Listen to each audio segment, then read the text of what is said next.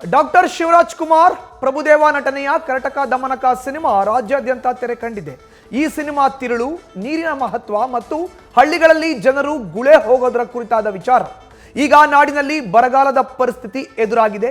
ಈ ವಿಚಾರಕ್ಕೆ ಪರಿಹಾರ ಸಾರುವ ಸಿನಿಮಾ ಇದಾಗಿದ್ದು, ಈ ಸಿನಿಮಾದ ನಿರ್ಮಾಪಕ ರಾಕ್ಲೈನ್ ವೆಂಕಟೇಶ್ ಒಂದೊಳ್ಳೆ ಸಲಹೆಯನ್ನ ನಾಡಿನ ಜನತೆಗೆ ನೀಡಿದ್ದಾರೆ. ಎಲ್ಲವೂ ಸರ್ಕಾರವೇ ಮಾಡೋಕ್ಕಾಗಲ್ಲ. ಇಂತಹ ಬರಗಾಲದ ಪರಿಸ್ಥಿತಿಯಲ್ಲಿ ಸರ್ಕಾರದ ಜೊತೆ ಕೈ ಜೋಡಿಸಿ ನೀರಿನ ಸಮಸ್ಯೆಯನ್ನ ಬಗೆಹರಿಸಿಕೊಳ್ಳೋಣ ಅಂತ ಸಿನಿಮಾ ನಿರ್ಮಾಪಕ ರಾಕ್ಲೈನ್ ವೆಂಕಟೇಶ್ ತಿಳಿಸಿದ್ದಾರೆ.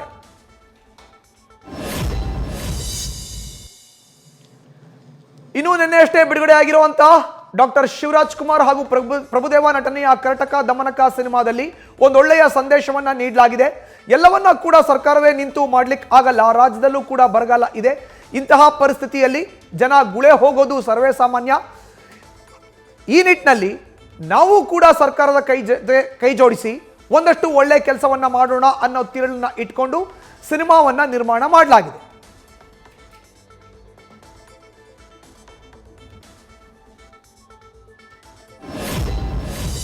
ಮನಸ್ಸು ಮಾತಾಡುವಂಥ ವಿಷಯಗಳನ್ನ ನಾವು ತುಂಬ ಮುಖ್ಯವಾಗಿ ಈ ಸಂದರ್ಭದಲ್ಲಿ ಮಾತಾಡಬೇಕಾಗತ್ತೆ. ಅದನ್ನು ನಾನು ಏನೇನಕ್ಕೆ ಇಷ್ಟಪಡ್ತೀನಿ ಅಂದರೆ, ನಾನು ಒಂದು ನೀರಿನ ಅಂಶ ಎಷ್ಟು ಚೆನ್ನಾಗಿತ್ತು ಅಂತ ನಾನು ಹೇಳ್ತೀನಲ್ಲ, ಇವತ್ತು ನೋಡಿ ಕರೆಕ್ಟಾಗಿ ಬಂದಿದೆ ಆ ಸಂದರ್ಭ. ಭಟ್ರು ಹೇಳ್ತಾ ಇದ್ರು, ಎಲ್ಲೋ ಗುಲ್ಬರ್ಗ ಕಡೆ, ಉತ್ತರ ಕರ್ನಾಟಕ, ಇನ್ನೆಲ್ಲೋ ಹಳೆ ಮೈಸೂರು ಭಾಗದಲ್ಲಿ ತುಂಬ ಹಿಂದೆ ಹಳ್ಳಿಗಳಲ್ಲಿ ಪಾಪ ನೀರು ಇರಲ್ಲ, ನೀರು ಒದ್ದಾಡ್ತಾರೆ, ನಾವು ಮೈಂಡಲ್ಲಿ ಇಟ್ಕೊಂಡು ಕತೆ ಮಾಡಿದ್ದು.